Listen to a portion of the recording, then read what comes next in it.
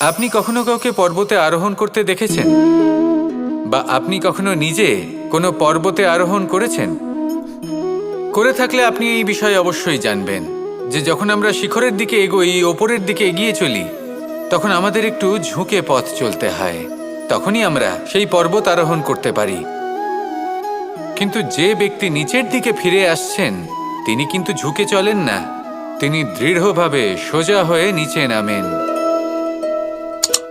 এই ভারসাম্য বজায় রাখার এই খেলাতে সংসারের একটা সার লুকিয়ে রয়েছে। যদি আপনিও জীবনে উঁচুতে উঠতে চান, শিখরে পৌঁছতে চান, তাহলে আপনাকেও নত হয়ে, বিনম্র হয়ে সামনে এগোতে হবে।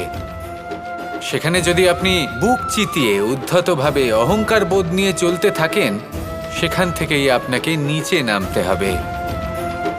কোনো ব্যক্তি তার বিনম্র স্বভাব দেখেই বোঝা যায় যে সেই ব্যক্তি সাফল্যের শিখর দেশে আরোহণ করছে নাকি নিচে তথা খাদের দিকে যাত্রা করছে। তাই সবসময় বিনম্র থাকুন, শ্রেষ্ঠ কর্ম করুন, পরিশ্রম করুন, আর আমার সাথে ভালোবেসে বলুন, রাধা রাধা। মানুষের জীবনে যখনই কোনো বিপদ আসে, মানুষ নিজের আশেপাশে দেখে, অন্য কাউকে খোঁজে, ভাবে কেউ এসে তাকে সাহায্য করবে।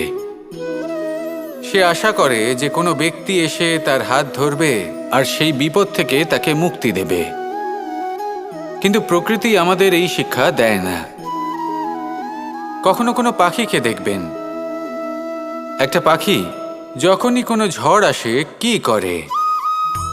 একটা ঝড় এসে তার বাসা ভেঙে দিয়ে যায়, তার বাসা নষ্ট করে দিয়ে যায়। সেই পাখি কিন্তু অপেক্ষা করে না যে কে তাকে এসে সাহায্য করবে। সে কখনো আশা করে না যে কেউ এসে তাকে আশ্রয় দেবে।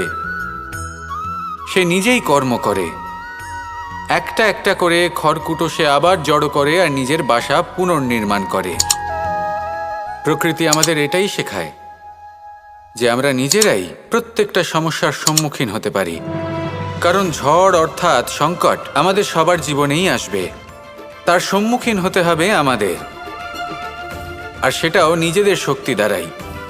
তার সম্মুখীন হওয়ার সময় নিজেদের সংযত করে রাখতে হবে, আর তার জন্য নিজের ওপর বিশ্বাস রাখা আবশ্যক। আর এই কথাটা বোঝাও আবশ্যক যে যত বড়ই সংকট আসুক না কেন, তার সাথে লড়াই করার মতো যে শক্তি প্রয়োজন, সেই শক্তি আমাদের মনেই নিহিত।